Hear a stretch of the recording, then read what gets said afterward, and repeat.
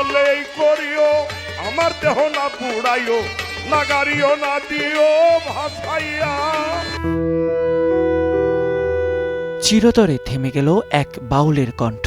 দৃষ্টিহীন হয়েও যিনি সাধনা আর সুরের শক্তিতে লোকসঙ্গীত অঙ্গনে তৈরি করেছিলেন নিজস্ব অবস্থান।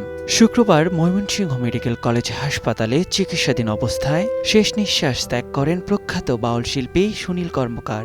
আমি যদি প্রাণে মরি।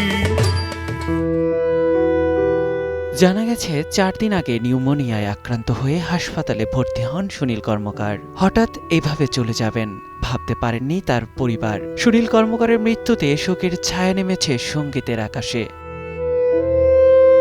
মাত্র 7 বছর বয়সেই নিজেকে সুরের মায়ায় জড়িয়েছিলেন সুনীল কর্মকার। কেবল সুকণ্ঠী গায়কই নয়, যন্ত্রসঙ্গীতেও তিনি ছিলেন অপ্রতিদ্বন্দ্বী। শৈশবে শুরু হওয়া তার সেই সুরযাত্রা শ্রোতাদের মুগ্ধ করেছে দীর্ঘ কয়েক দশক। যে কোনো সঙ্গীতের আসর একাই মাতিয়ে রাখার এক ঐশ্বরিক শক্তি ছিল এই গুণী শিল্পীর। সুনীল কর্মকারের প্রয়াণে গভীর শোক প্রকাশ করেছেন সংস্কৃতি বিষয়ক উপদেষ্টা মোস্তফা সরোয়ার ফারুকী। বিশিষ্ট সঙ্গীত ও ভাবসাধকের স্মৃতিচারণে জানান, বহু বছর আগে সুনীল কর্মকারের সান্নিধ্য পান তিনি। সে সময় সুনীলের কণ্ঠে জালাল খাঁর গান তাকে অনুপ্রাণিত করে। সকালে ঘুম ভাঙার পরই পাওয়া এই শোক সংবাদ তাকে ব্যক্তিগতভাবে বেদনার্ত করেছে। সামষ্টিকগতভাবে এটি সংস্কৃতি অঙ্গনের এক অপূরণীয় ক্ষতি।